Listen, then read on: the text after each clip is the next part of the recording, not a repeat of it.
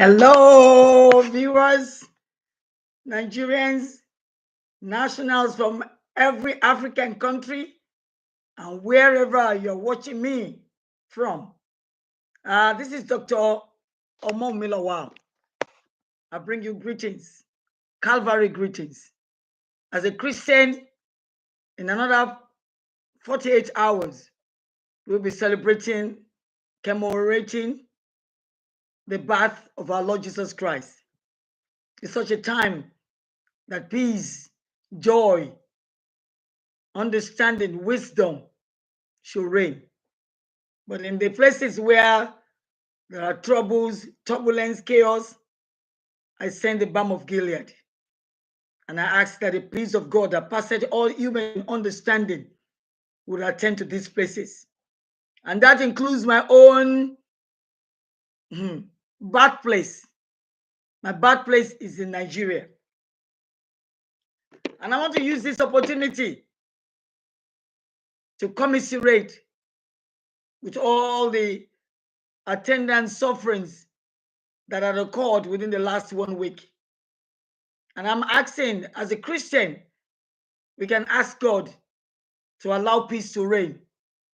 But the people that inhabit a place must also be willing to let peace reign and to do the right thing, especially the leadership. It is unfortunate that where I come from, the place of my birth,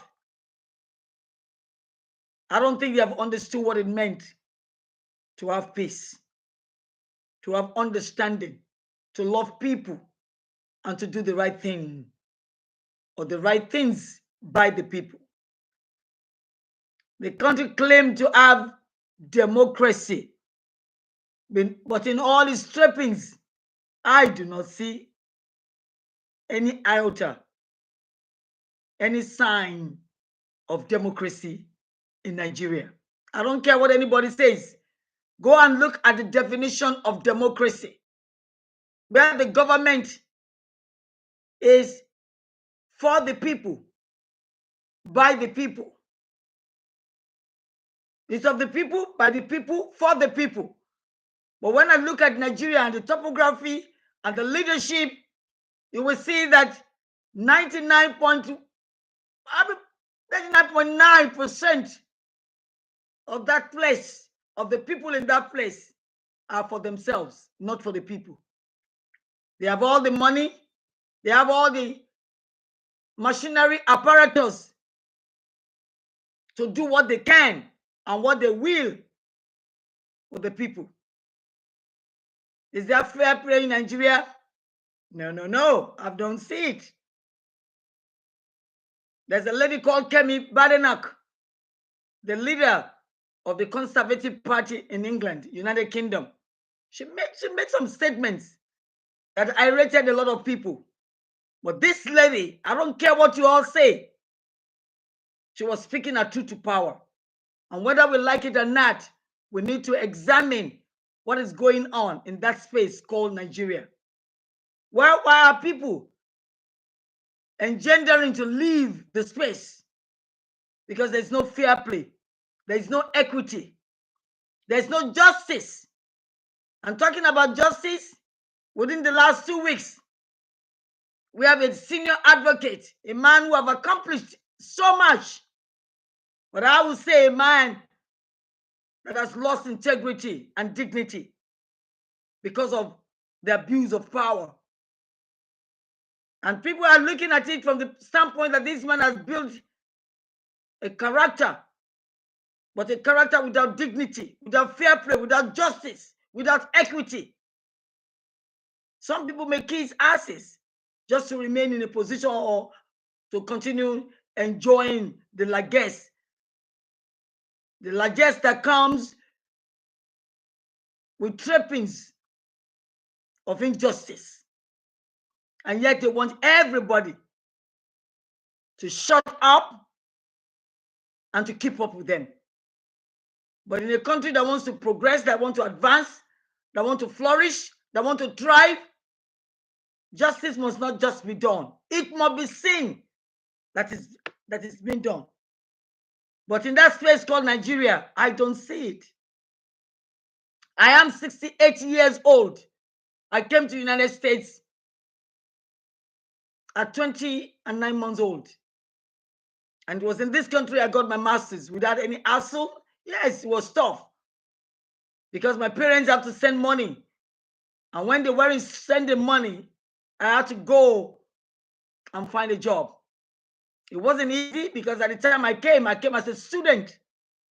So I had to do what I need to do to survive. But even in my own country, at that time, a lot of people were still struggling even to access the secondary education, not the tertiary, the secondary school. Many parents cannot afford it, and the government refuses to provide it.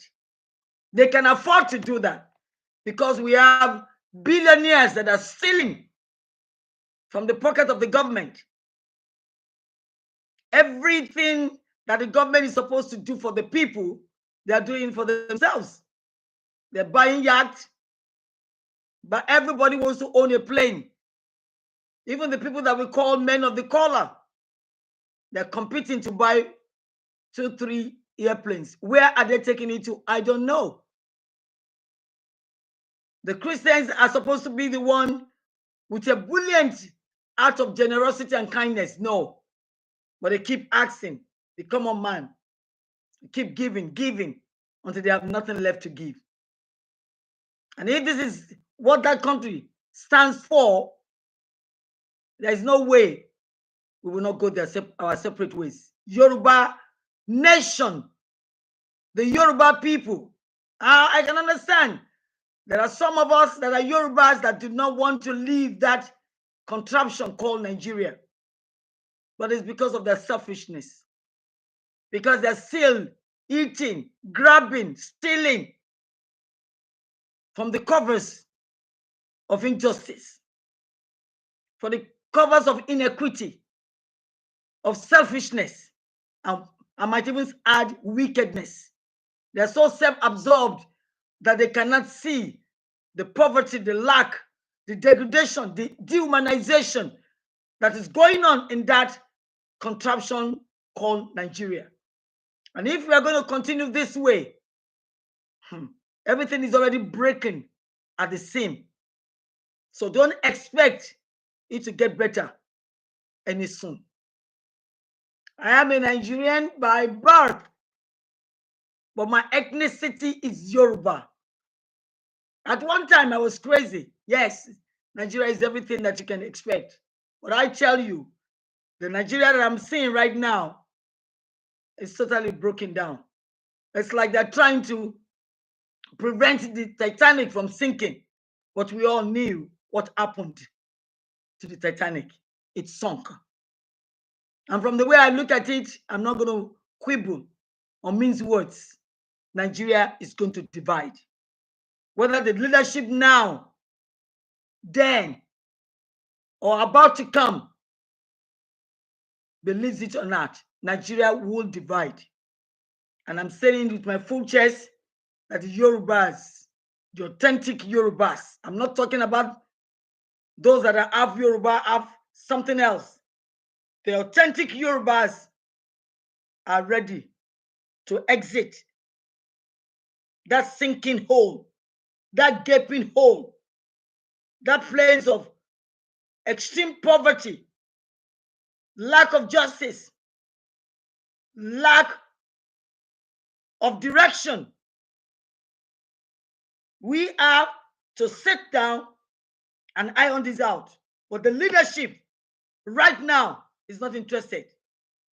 That's why it is not a democracy. They are not ready to sit down with opposition, with people that wants to negotiate how they can get out. They're not interested. They said it's not negotiable. There's nothing in life that is not negotiable. Even your happiness is negotiable. If anybody is trying to strangle you, ensnare you so that you will not have happiness, you need to sit down and say, why? What's going on? And that's exactly what the Yorubas are saying. We want to go, and there are reasons, gazillion reasons why we want to leave that contraption called Nigeria. The leadership may not believe it. They may not want to accept it. People that are benefiting either spuriously, legitimately, or otherwise might disagree. But go and ask the downtrodden. They will tell you they're tired, they're sick and tired, and they're sick of being tired and sick. They want to go. And yet, the leadership is not ready to negotiate, to dialogue, to communicate. Who does that? Even in the Western world, there's always communication and negotiation going on with the GOP and the opposition. But Nigerian government, when you say you want to dialogue, they say it's treason. I don't know where that education comes from. They don't want to dialogue because you're in opposition with them. And they call it treason. They're ready to clamp on you. You can all see what is going on with San Afe Babalola and another liar who wrote a book about the injustices, about the corruption. I expect that to go to court. But instead, this same man, a man that has built a legal career spanning over 6 decades, 60 years, is using the state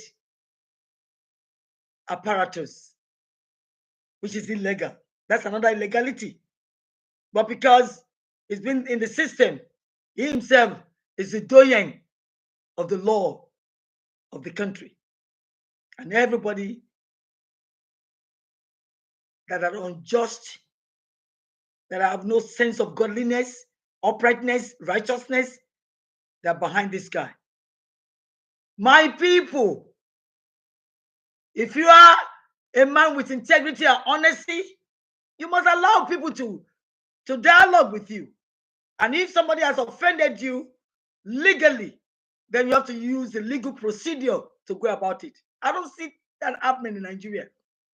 As a matter of fact, people that should be cast behind the bars, somebody like Yaya Bello, that was alleged stole over 100 billion, is working back and forth without anybody arresting him, without any handcuffs on his wrists.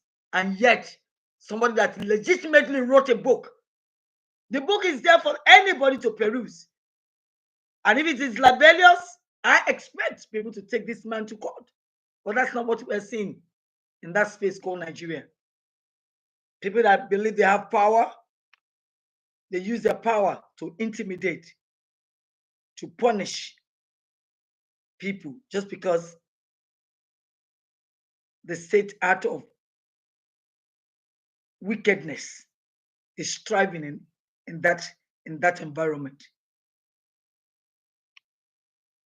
Ladies and gentlemen, especially you Nigerians watching, seeing me, I want you to listen and to listen good. I want you to cast your mind back. If you are within my age range, like 60 and above, cast your mind back about 30 years ago and do a comparative analysis. 30 years ago, are you free to work at 7 p.m. in any space that you're in? I was born in Lagos. And as a child, I could walk from my house, from my parents' house in Lagos, central Lagos, to Marina in Lagos, which is about 2 to 3 miles. As a child, 7, 8 years old, nobody harasses me. Nobody kidnapped me. Nobody raped me. I go as a free child without any fears. Let a 20, 25-year-old go out now in the same space in Nigeria, anywhere, Abuja, Lagos, Enugu, Kano, Kaduna. You either raped, kidnapped, or killed. For what reason? I don't understand. I don't know. And this was the same country I grew up, where I had no fear whatsoever. And when I came to the United States to study, I didn't experience any fear either. I go anywhere, in classroom, I challenge my professors. We dialogue. They gave me a B. I argued that I deserved an A. If my argument held water, I would get that A. If not, the professor insisted B is your grade. In Nigeria, that is not happening. Except we are lying to ourselves. And a lot of people are lying to themselves, but it is to their detriment. Because at the end of the day, they will realize that those of us that are challenging the power that be, we are not crazy. We do not hate them. But we want things to get better. It hasn't gotten better in the last 9 years when the last totalitarian government was there, when the Boko Harams, the Iswat, the Lakarawaras, or whatever they call them, are terrorizing the country, dehumanizing, encapsulating. There are states in Nigeria that are not productive. Rather than marching them up, they want to start as a state. They cannot produce. They're not productive. They're not fruitful. And yes, money is being wasted. You cannot see the purpose for which the state is established.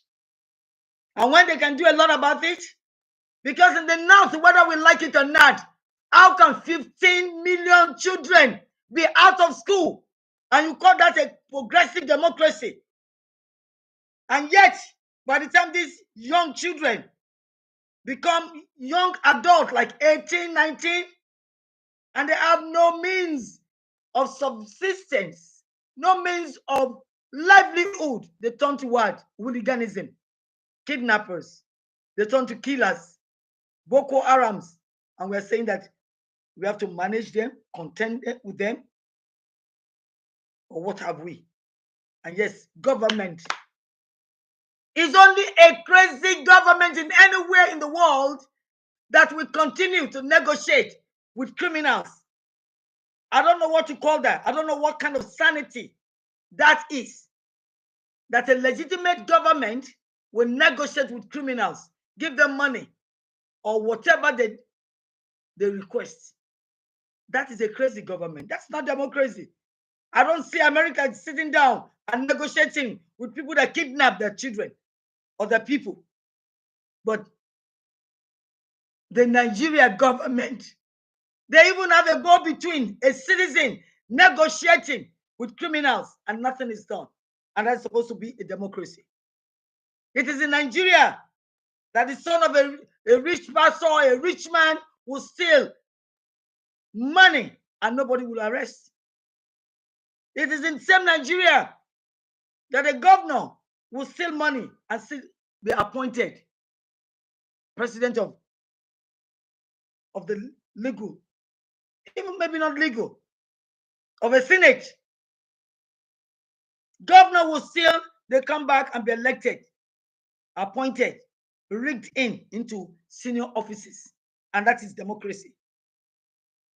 I can go on and on. A rich man will kill, and the judgment will be, let him be hanged, and he'll still be eating rice, jollof rice here and there with nothing for more than a year. It is only in Nigeria and some places, yes. And I would say we have mafia too. It's not only in Italy that mafia exists. We have mafia in every spectrum of that country. In the legal system, you have the mafias. In the legal, in the financial sector, we have the mafia too. And I can name them. The Emefieles, the Lumelus. And in the entrepreneurial space, you have all these billionaires that we don't even know what to do, how they come across these billions. Even former head of states stealing here and there, nobody accuses them. Nobody, because they're afraid to die. Well, death is a necessary end. This lady is not afraid. What needs to be said must be said, regardless of the consequences. Life is meant to be lived, not endured. I feel sad that space called Nigeria is going through turbulent times. Not nature caused, but by people, individuals, people that are supposed to be in authority, people in power, the supposedly elite, the intelligentsia, even the authority, security apparatus in that country is now used to support, to provide, to secure, and to preserve the very rich. People they believe have names as if other people are nameless. That is the space called Nigeria. There's a lot I can say today, but because Christmas is just a few days, I want to extend peace and understanding and wisdom and love, even to that country called Nigeria, that the operators, the stakeholders, will begin to think deeply about where they want to end. Not today, but along the line, 10, 15, 20 years, where do you want to end? What do you want to leave behind for posterity? What will your heritage be? What do you want your children and the people that knew you to write as your epitaph? How will anybody want to eulogize you at the end of the day? Because there was a man called Awolowo, Obafemi Awolowo, a sage man that has seen beyond today, although dead, never given the chance to establish what will have benefit millions and millions of the people. But yet, nobody in that space have learned anything from that man that will sustain the country we all call Nigeria. And that's why the Igbos, the Yorubas, and other extraction in that space, in that country called Nigeria, want to exit. And it will be better if the present leadership will allow this kind of communication to take place so that everybody concerned, the stakeholders, the Igbos, the Yorubas, the Hausas, even the Fulani, give them the opportunity to tell them, to let them know that they can stand on their own and have their own country. I don't know where they emanate from. There's been many contentions about where they come from. Either Senegal, Mali, Niger, but wherever they come from, they can go back there. And if they want to make the North their home, they can stay, but not when they want to be the king, the rulers, emasculating people, encapsulating other people on their land. It is not done. It is not done. That is not sanity. If the Fulanis want to stay in the North, they're going to have peace. They cannot be terrorizing people as if they are something demons. They're not demons. They call themselves human beings. Then they must act like humans. They can be killing, demonizing, raping, and doing all sorts of beastly behavior and expect people to endure, take it in, and shut up. It's not going to happen. It's going to get to a stage where you will have to combat with people that cannot take any more of your nonsense. I call it nonsense. Although people don't want to tell the truth, they are sugarcoating. I'm not going to sugarcoat anything. If anybody listening to me and you are from Nigeria and you believe there's nothing wrong with the Fulani, please pack your bag and baggage and go to Zamfara. Go to Gombe. Go to Kaduna. And everywhere where these warlords, crazy, demented warlords are, and see what will happen to you and your family. Go there and stop saying that we must endure it. Who wants to endure untimely death? These people called Fulani, all the way from Sahel Desert, are encroaching on other people's land, taking their land, killing the farmers, raping their wives, and killing wantonly. And some people that are supposed to be intelligent, educated, are supporting all this nonsense just because they want to keep their position, their jobs. while the Fulanis are decimating all the people that are affected. They're not coming back. And the Fulanis do not give a crap about it.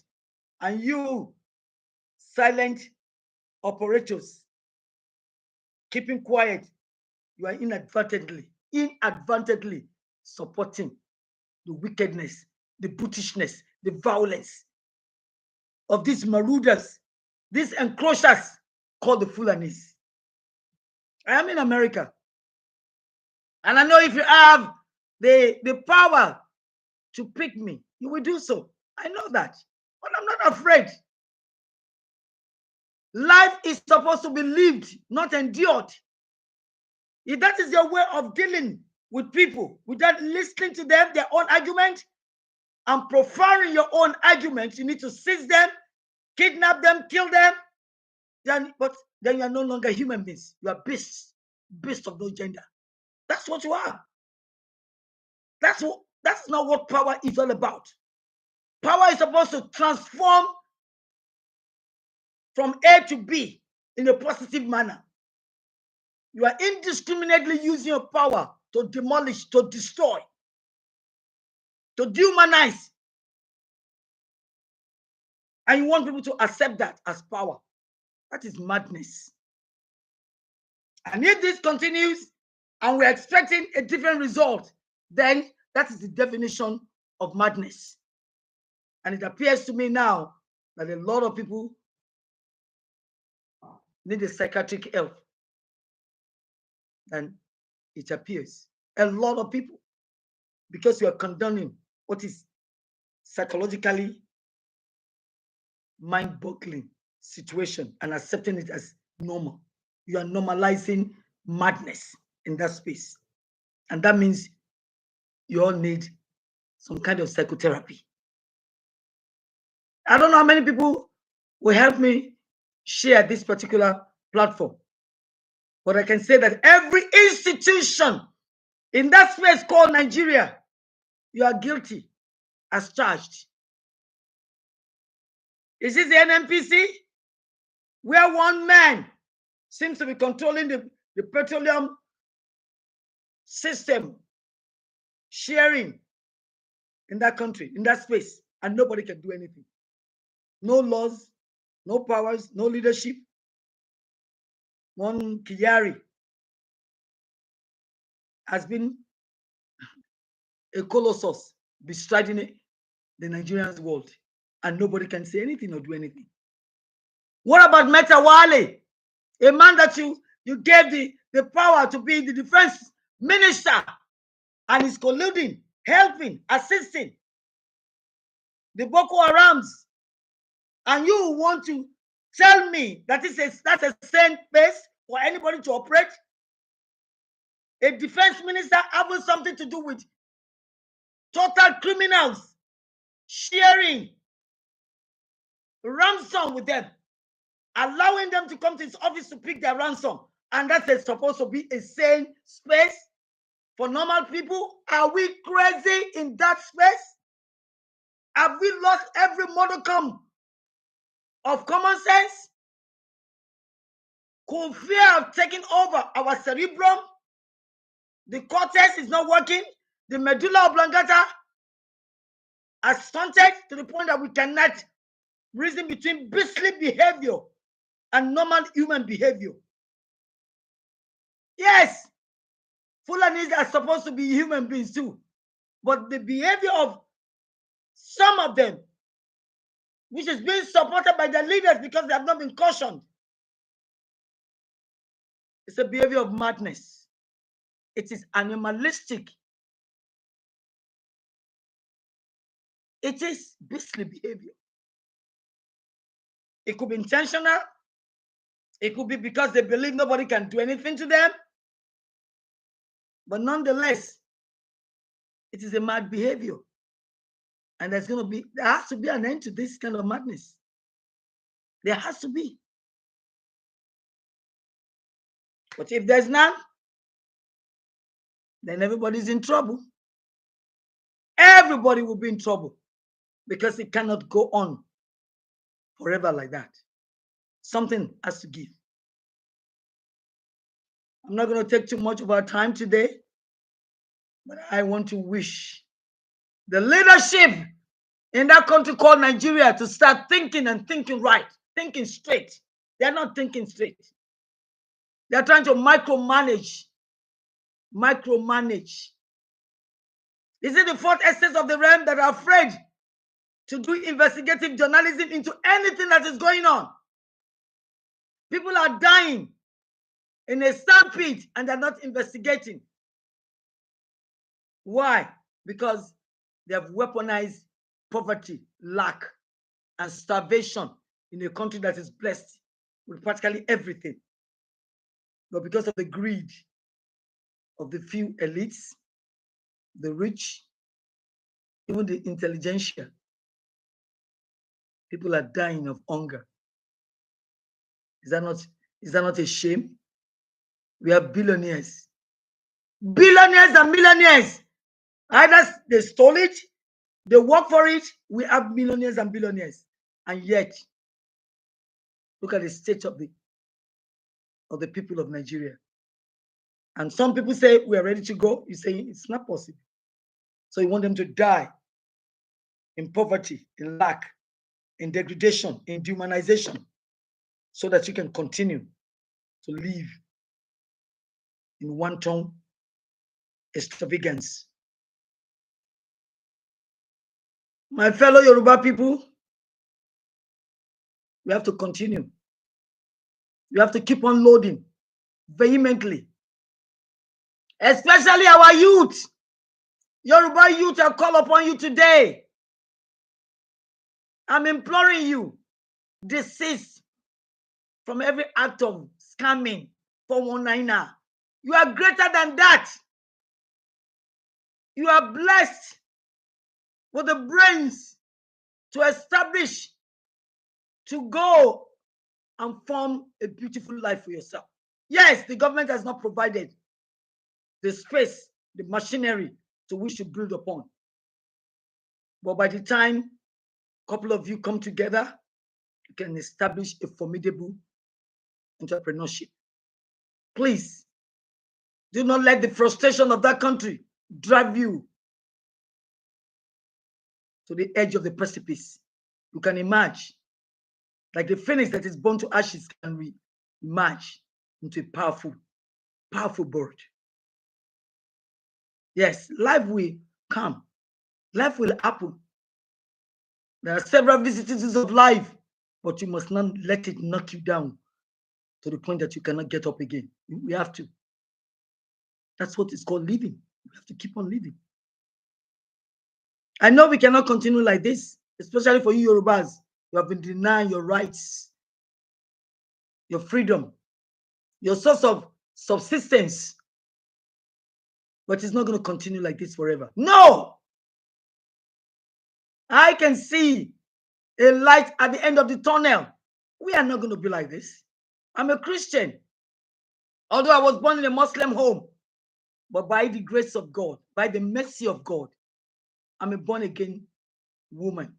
And I know the mysterious power of God in my life.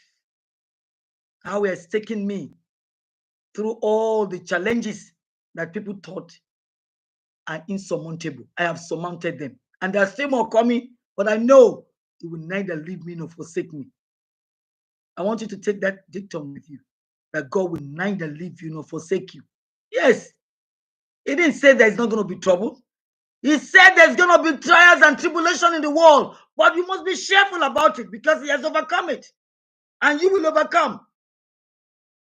That's what Philippians 4 chapter 13 says. I can do all things through Christ that strengthens me. You will not believe it. I've surmounted 3 episodes of pancreatic cancer. I have surmounted brain aneurysm. I am battling diabetes. I've had paralysis. And I still believe there's still more for me to achieve. Because within all those moments that even the doctors thought it was over, I arose again like that phoenix. I dust myself by the bootstraps. and I'm up again to go to the next challenge. I want you to have that same mindset. Don't dabble into unnecessary, illegitimate, unworthy ventures like getting into drugs, scamming, stealing, or going into all kinds of shady behavior. Don't join it. It doesn't honor you as a Yoruba person or as a person to delve into dirty things, and then 5-10 years down the line, you want to prove that you have arrived. People are going to look at your past and look at what you have done. Yes, there could be repentance, there could be, backing away from all that. But people are still going to see you through the kaleidoscope, either as a drug dealer, as this, as that. So don't even get into it. It is rough, and it is rough for a lot of us, not just you. A lot of people are going through all kinds of challenges, but with the strength of God, with the power of God, with the favor of God, God will uplift you, uphold you, and strengthen you. So don't get into any messy endeavor that will mess up your name. Your name is greater than all the billions or trillions in the world. Your name is very important because you're passing it down to your descendants, to posterity, to generations unborn. Please don't mess it up, youth. I know the challenges you are going through, but you will overcome. Just keep on charting the straight course.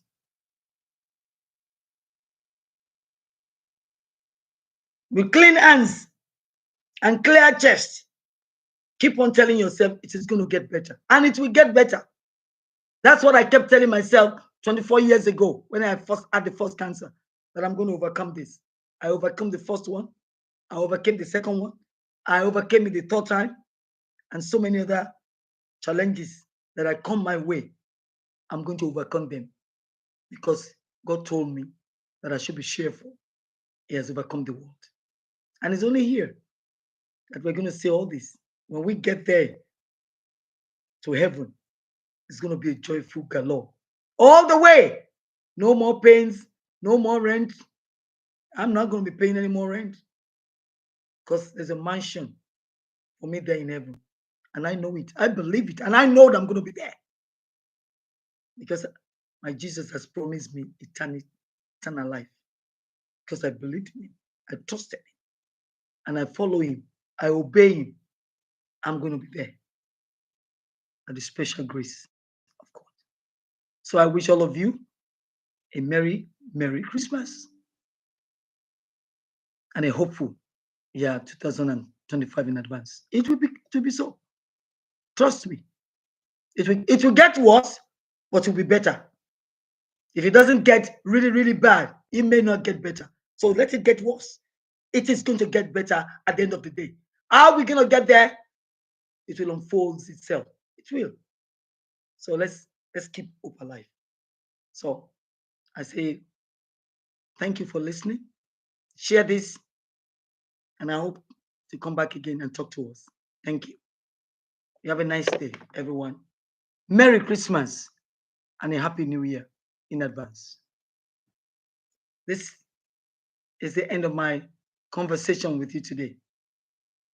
Once again, I'm your friend, your sister, your king in blood, Omo Yoruba Gidi, Dr. Omo Milawa. You have a nice day. Thank you.